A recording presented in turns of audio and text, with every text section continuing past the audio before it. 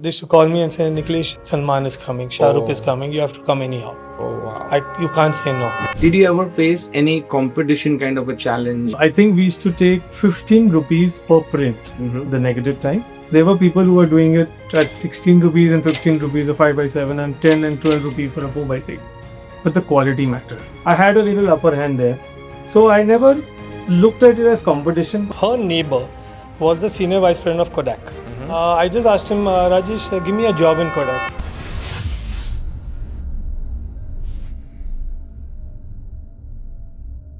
Hi guys, so as we all know that there is no time machine in today's era and somebody will someday invent it, but the actual time machine that I know is we call it as pictures, and the magicians who do that, we know them with the name or the term called photographers or the cameraman or the videographers.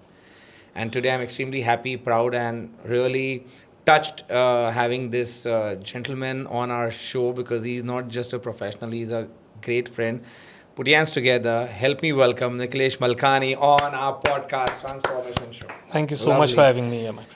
I'm Superb. privileged. It's always pleasure. Even if you're not clicking, we love you being around because when you click, we are absolutely on cloud nine, Niklesh. Thank you so much for having me here. Yes. So, first of all, today when the age, the trend of photography and everything, Instagram has really changed a lot of things, but people don't understand that there is a long way. It's a journey. And before we start the actual set of podcasts, the first question that comes to my mind: how did you start your journey, and what was that spark that made you feel, yes, this is it that I want to do for the rest of my life? Because last 10 years, I can guarantee there were a lot of guarantees to the people that they can achieve this kind of a profession. But I mean, how many? I think 2 decades? Or 27 years now. 27 years, see. So 27 years in 90s, mid 90s. How did you decide and how did it start?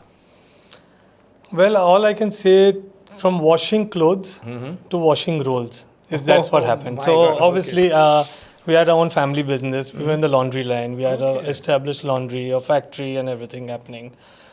When I met my wife, before I got married actually, and her neighbor was the senior vice president of Kodak.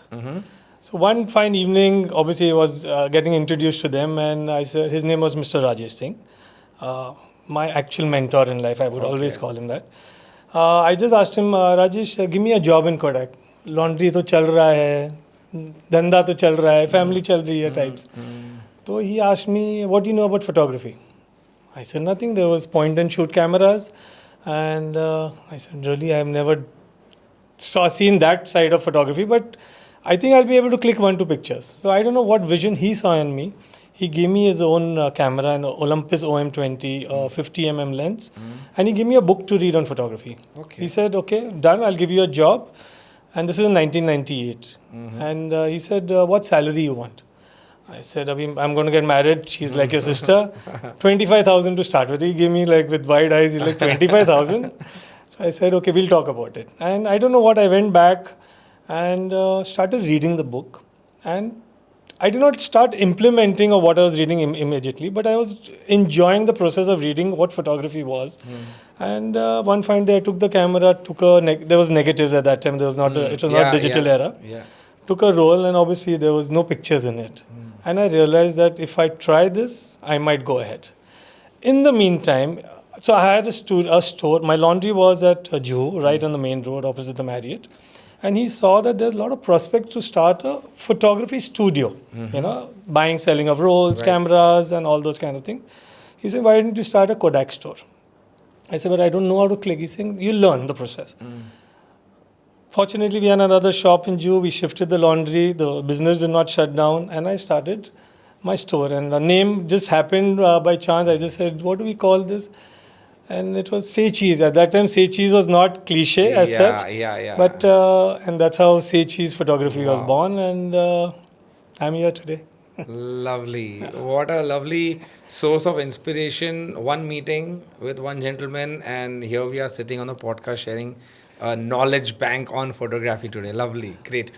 So while you mentioned about washing rolls, Correct. so I wanted to ask you that it's about a judgment also, because I as much as I remember about 90s cameras, obviously yours would have been high end, but without knowing how it's gonna be, Correct. and play your game on those 36 pictures and being sure about it. Correct. When did that start for you, or how was that, that first interaction of yours with the role? So obviously, as I said, when I started this was on May 17, 1998 is when we started Say Cheese. I had somebody else from another studio actually come to my studio and do the inauguration pictures of family and Okay. friends were invited. I still could not click, to be very frank. But I think this with time, wasting 1,000 rolls helped me become better on my 1,001 roll. Wow. So I think the experience of what doing right and what doing wrong, just by actually making mistakes is what you learn, right? As they say. Totally. And when my pictures started coming out good, see, even at that time, I would not get 36 pictures right in a frame. I would maybe get 15, 20. I realized I'm reaching somewhere. It will take me some more time. But by the end of that year, by 1998 December, I think I had got all my 36 frames right in a thing. And then I started going outdoor and clicking pictures. So till that time, there was passport size pictures, doing portraits in the studio, and all those kind of a jazz. But then slowly went out in the market, approached a few people that I can do pictures outside, because it was a very difficult time, to convince someone that I can do 36 pictures and come out in a day. But yes, some people gave me a chance, excelled in it, pictures are nice and neat, and then there was no looking back after that. Yeah. Superb. I mean, I can imagine a pressure on a photographer. I don't look at you as a guy who would take a pressure, but still, ke 36 का ही role है. हाँ जी. Not that you are not willing to spend more than that, but still you want to get that shot right. Correct. And without having a reference that how is it going to look. Correct. Being that accurate, and eventually, as I said, from 15 pictures getting right to 36 pictures getting right, I mean, it's absolutely commendable. I would really want the new age photographers to know that it's not just picking up an iPhone or a digital cam and just do dhak and be a shooter. Great. That's what I'm saying. So today that has helped us. So even now when I go and shoot, I just know exactly what is my shutter speed, my ISO and my aperture, and I'm going to go and just click with that, because it's, I think, all about experience. Initially it was, you knew that this was like a 1/25th to a 4 or 5.6 kind of a frame.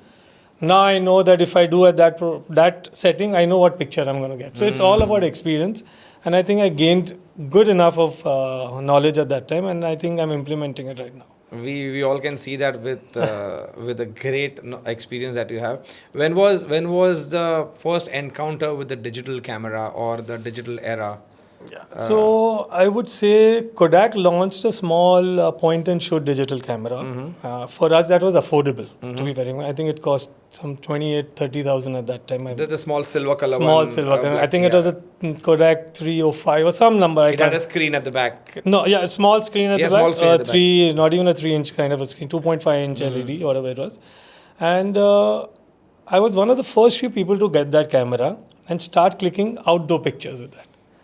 Okay, so when I had a contract with JW Marriott and a few hotels, so I used to go there. Obviously, I had my negative, but even click pictures with this to see that am I coming close to this, or is there a vast difference? And I would say, about 70-75% closer to what we would get with a negative. But that gave me more confidence to move to digital era very soon. Actually, I was one of the first few people where people laughed at me that I shut Say Cheese photo studio from the main road and moved to a backhand space, leaving the negative era and getting into digital space. And people laughed at me that, why are you leaving such a lucrative business? And I said, no, this is the future. So I saw that very initially, I think in 2004-ish, I would say. And that's how it all started. Yeah, everything is digital now. So Correct. Lovely. I have heard some great stories about you and me over a coffee. We had spoken this sometime back. Your stories about JW Marriott, that how you used to get a call and you used to rush for the click. So could you please share that? I won't call it a struggle phase, but a phase where you're passionate to do whatever for your, the true passion for photography. कि बुलाया तो चलो जाना है. So could you please elaborate that experience? So obviously having a contract with a five-star or any event company or even a hotel, it gives you a little responsibility that you have to do that. I used to get calls at 11:30 in the night that they had a disco called Enigma, if you remember. Yeah, correct? definitely, yes. So they should say that they used to call me and say, Niklesh, Salman is coming, Shah Rukh is coming, you have to come anyhow. Oh, wow. You can't say no. You're at home, pick up the phone, you're sleeping, change, you take your bike Wow. and rush to the hotel, load your roll, start clicking because it has to come to Bombay Times the next morning. So we had a deadline of 12 o'clock to even give the pictures after developing from the negative. So morning 9 o'clock, go to the lab, develop your roll, develop the pictures, give them the pictures by 12 and you have to see that it's printed the next day. So that there was a sense of responsibility and it taught me a lot about discipline. And about not saying no to anyone, which I've never done till today. But I think it just gave me that little extra boost of not saying no, and they believed that I'm not going to say no. So they always relied on me. Wherever I was, Nick is there, we know he's not going to go anywhere. I'm sure. And the reason to put up this question was to highlight this to the next generation of photography. When I say next generation, doesn't mean that we'll stop doing what we're doing, but somebody who's already got things on platter. Now, Correct. people feel that having somebody through your parents or through your ancestors, some gold mine or some big shop or some big business is only the way to having a prosperous pre-plattered life. But I feel today's age, whether they have a backup or no, if they have a technology in their hand, they're already being served on the platter. Correct. And they should know that somebody like you, or maybe few like you, who have done so much of hard work to get that belief system in the photography, Correct. to get that belief system in a person who can click well, Correct. because your pictures would have inspired another somebody Correct. who would want to click a picture like you or Very learn true. through you, as I know that you're taking a lot of workshops. So it is that hard work in 98, 99, maybe even somebody before you would have done it. Absolutely. But in centuries, I think everybody acknowledges a lot on the 90s ka era. Correct. For a lot of people, a lot of industries, that how the entire India has transited from where it was to where it is now. True. So that 90 era hero, one of the heroes that I see is you, who inspired the whole game of photography. And I really want to thank you, because we wouldn't have been what we are today, because I have clicked a lot of portfolio shoots. Though I was not a great bodybuilding guy, but I felt that okay, picture तो होना चाहिए. Correct. And वो picture आपको ले जाती है उस दिन पे, उस memory पे. As I said, the only time machine we have is a photograph. Absolutely. The Very photos true. that you have. We are the only ones who can actually that was going to show generation to generation that what happened earlier. Otherwise, there's going to be no more stories to tell. And so much of hard work to print those pictures, then preserve them. Correct. And how much ever I remember, I think I lost couple of albums of my dad which he had kept. तो वो picture भी जब आप रखते हो तो उसको निकाल के साफ करके वापस रखना पड़ता था एल्बम में, क्योंकि वो चिपकने से वो colour. Correct. If I'm correct, right? Absolutely right. Absolutely right. So it's a lot of hard work, and I really want to salute you to bring yourself with the knowledge and bringing that set of knowledge to the world of photography. So super. I think it's all about preservation and being disciplined more than anything else. I think if you work hard and be disciplined, you can go anywhere. And I think it's just that I've continued to do that. Never stopped what I did. And I think the passion grew immediately after I knew I was getting 36 pictures, as I said. Then there was no stopping. Actually, at that time, see now it's digital era. You come out with 10,000 images. There, a client used to think I need 5 rolls. 5 rolls is 150 pictures. And you had to get 150 pictures and get them in the album. There was no, you got 140, they would say that why have you got 10 pictures there? So 150 pictures, absolutely to the T, without any problems. Wow. And that's how it was. And it gives you a lot of pride also, in a very humble way, that you did what was supposed to be done in the right way. And because that's a memory for somebody, for you or me or for others, it might be a job, but we never took it like a job. We took it like ours, is what I understand. Absolutely. Super. And yeah, sorry, you're saying something. Go ahead. No, it's just that I think the negative era, I think, give you more experience than what you have to be. What I've seen people learning, because it's actually on the platter, as you said, that you have a camera, you know exactly what is happening. You see that and you're going to click. But there we had nothing. We had no digital wax, right? So we had, I think, that discipline of maintaining that, to basically maintaining exactly what you learn, and then trying to do more than that. So how I actually made a name, or I would say improve my skill, was I used to carry 2 camera bodies even at that time. Oh, okay. So obviously a client, I did one full wedding for the client, and I used to do one roll for myself. Wow. Yeah. And that's how I improve, because as they call it now, it's I don't like that word at all, as they say, candid and traditional. And in fact, in my workshops, I teach a lot that why do you call yourself a candid photographer or candid? But at the end of the day, this is what I taught myself, that if I try and do something out of the box, client will wonder कि ये कभी किया. And I used to do that with black and white films. Wow. And that's how I actually mastered a little more of black and white photography, because I shot a lot of negatives with black and white. Wow. And that's what actually gave me an extra upper edge on my album. Yes, I can visualize this. And what happens is, when you offer your client something which was not committed, Correct. or go beyond your commitments, that's where the actually say cheese moment happens. That Absolutely. okay, like that's a real smile that you bring it on their face after the event is over. Correct. Lovely. And to just capture it in one example, what you said.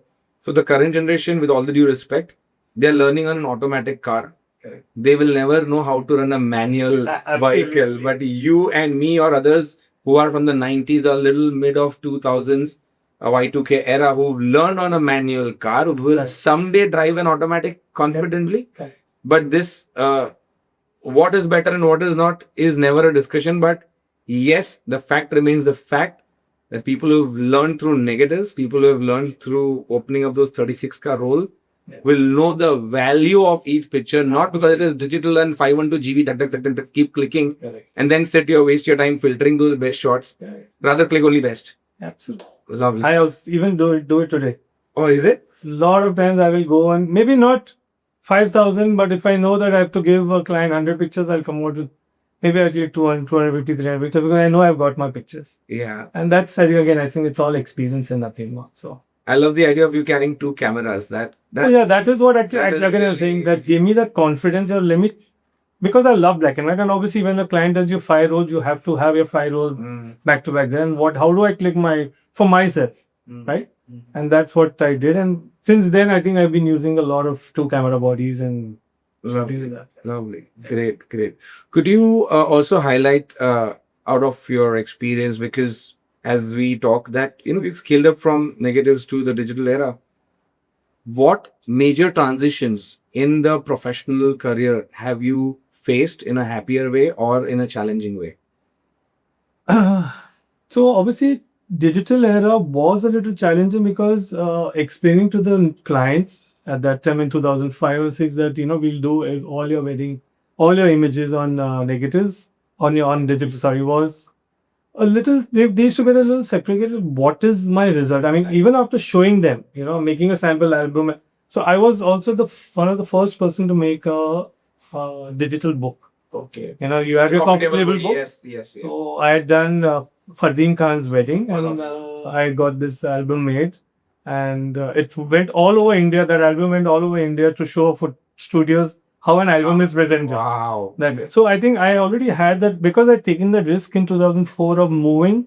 I already gained a lot more knowledge of how to change. So, but it was a little difficult getting clients convinced that, So I lost a lot of clients Because of this. because of it. And I took it for myself that even if they don't come to me, I will not do negative, but I'll stick to digital, because I know this is going to go. This is gonna. Because obviously your megapixels which I started with 3.2 megapixel, My- Kodak was 3.2 megapixel, I remember, to where I think it went to around 10 or 12 megapixel in 2006.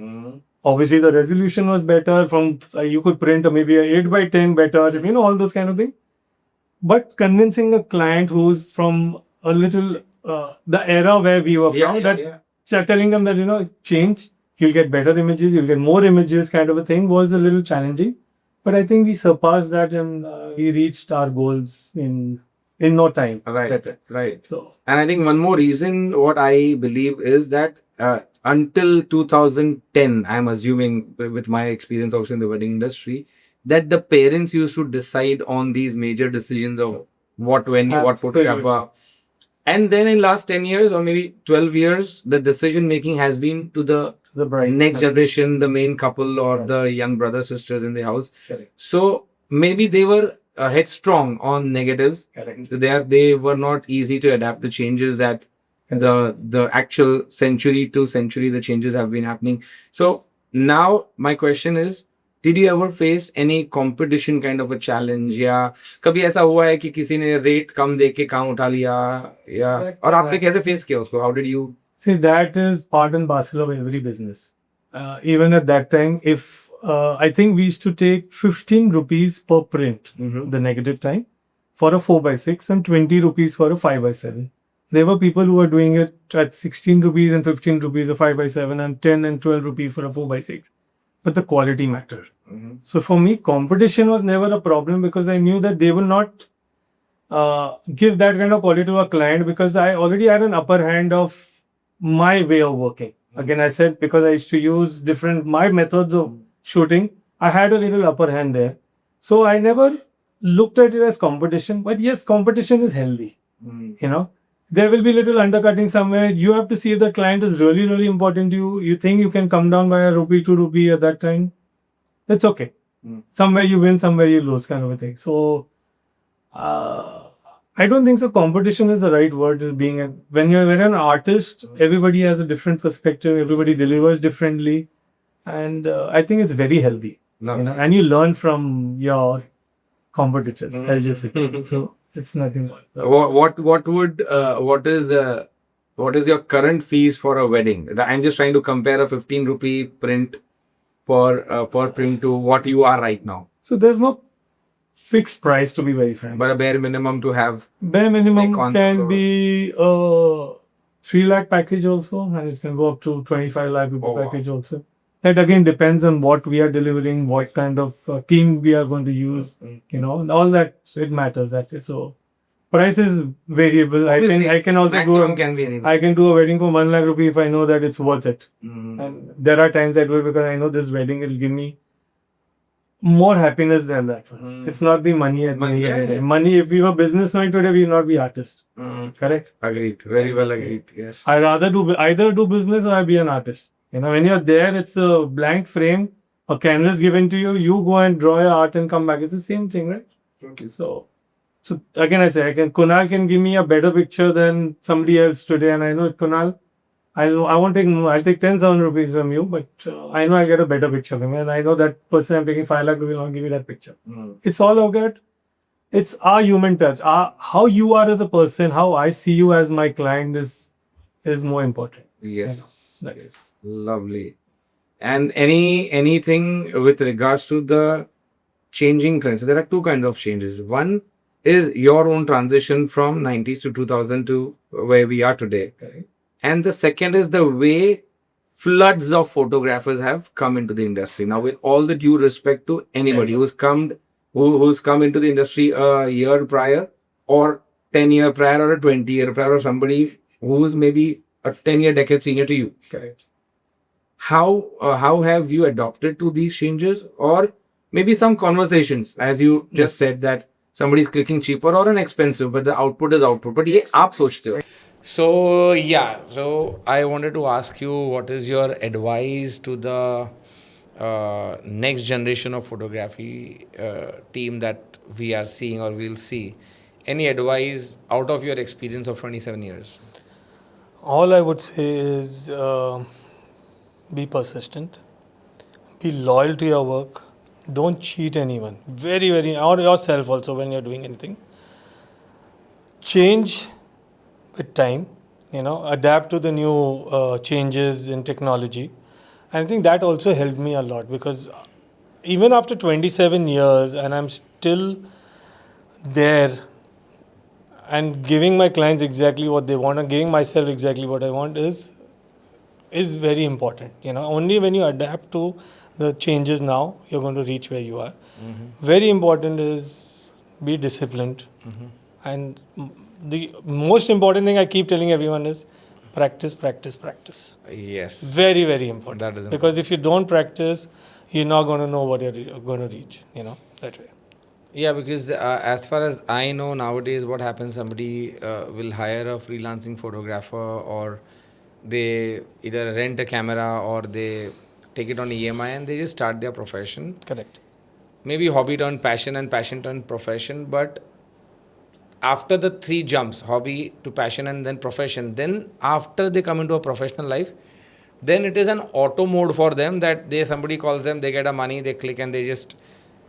So somewhere I feel that integrity towards work, what you just mentioned, be persistent. And don't cheat. Correct. So the integrity towards delivering the best is being missing, because I don't know, there is no specific reason or a proof.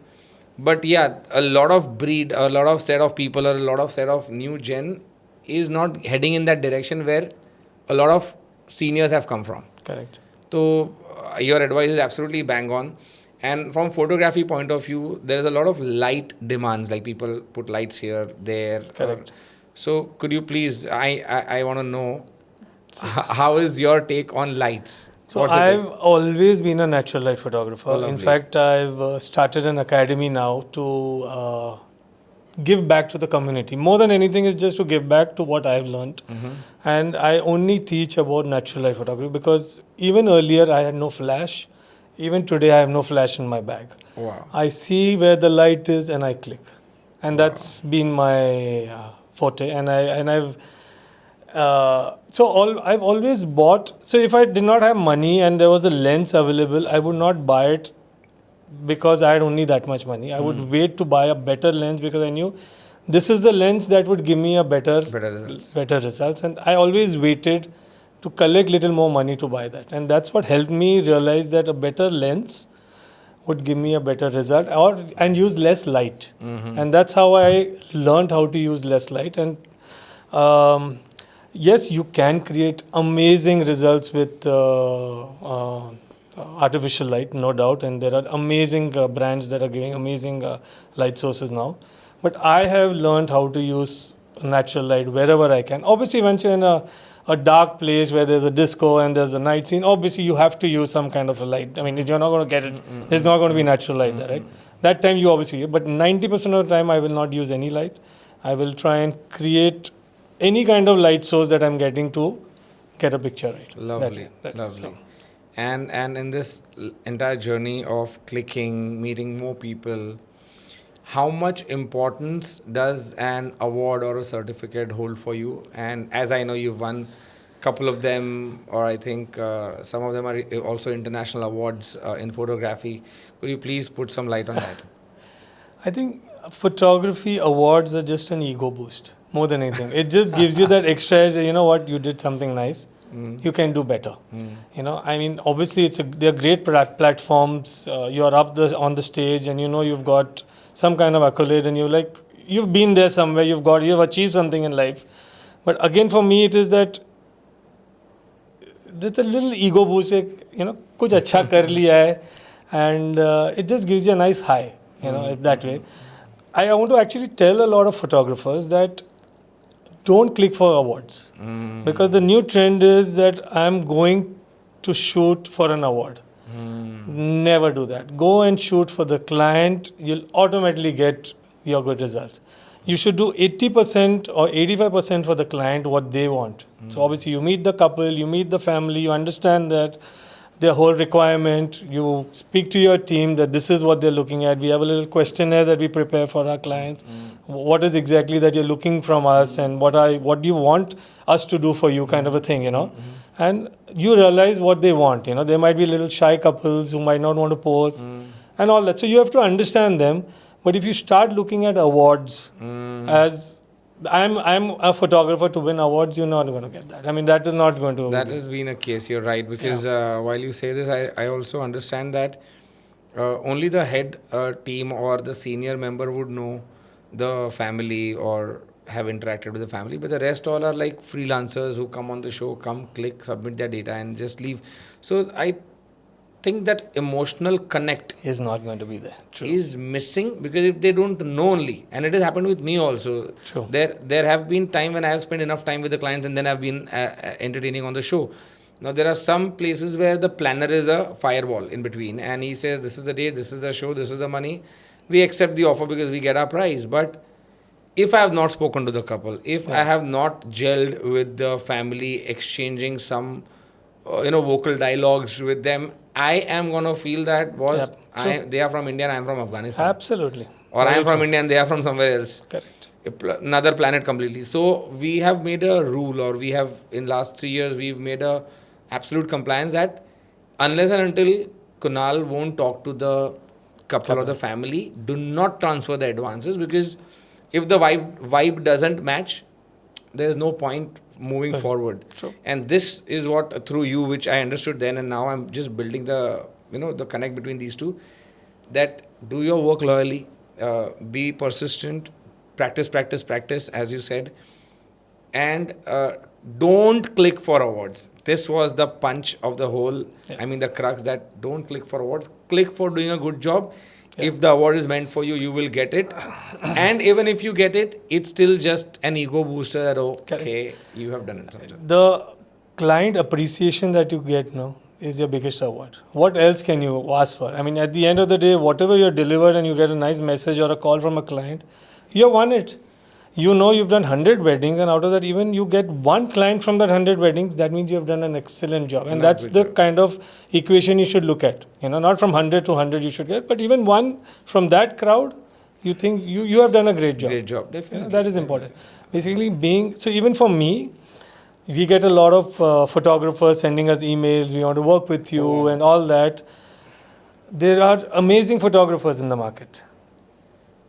How many of them are good human beings? And that is very important when we select our team member. Lovely. That the chemistry has to be with us first, then we can have a good team. Totally. And the same thing I do it with my couple. So when I get a client coming to me, I will obviously meet them, speak to them, commercials are done, everything, meet the family, but I will meet the couple separately for a cup of coffee.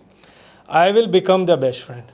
Only when I am their best friend, I know what I'm going to get on my side. Otherwise, I cannot hold the bride's face. I do that, and I'll tell the groom, this is what I'm looking at. Even hands. I've got 3 unique points that I tell all my clients. One is your hands, one is your lips, and one is your eyes. In wedding, in any moment, these 3 things talk a lot. They're the only things that speak, right? So I have to create chemistry with my couple, and only when I am their best friend and the groom is comfortable and the bride is comfortable with me holding her hand and telling her, I'm going to get whatever I want on that day. Lovely. And I'm so happy that when you speak that being a good human being, and I think one sign of being a great human being is to give it back to the world. If God has chosen you for some sort of art form, some sort of knowledge, and if you're giving it back to the world the way you are doing it in your Enlight as a company where you train and groom people in photography, could you please highlight that element, because I'm going to be one of them for sure. Thank you so much. So this idea came during COVID, basically. I've been teaching a lot of newbies since the last 10 years, basically. And it was just a one-on-one, come to my event and I'll teach you whatever you want and all that. I should do that. Then I realized that I need to have more people coming, and I want to give back to the community, because whatever little knowledge I've gained, maybe lots or less, I don't know, but whatever I have gained, I want to teach people before I'm away from this, which I don't ever want to be. An artist will never want to say that I'm done. So I started this company called Enlight. N for Niklesh, and Light is the source that I always see for. So it's called Enlight Academy. And so we do workshops. We try and do 1 workshop a month. They're all practical workshops, no boardroom workshops, but only practical workshops on anywhere where we select a location, and we take all the students there. We get the models, and I show them my perspective of what I'm seeing when I'm at that location. And then, and obviously, then we have the photographers clicking the models and all that, and then we have a interactive session after the workshop, and we share knowledge. So it's not only me giving knowledge, but I gain knowledge a lot from the newcomers too, because everybody's vision is different, everybody's perspective is different. So then, at the end, I think it's a to and fro kind of a thing. Wow. So we should be having our next workshop, I think, in the 3rd week of June. I'll keep you posted on that. You're most welcome. And it's going to again be an outdoor workshop.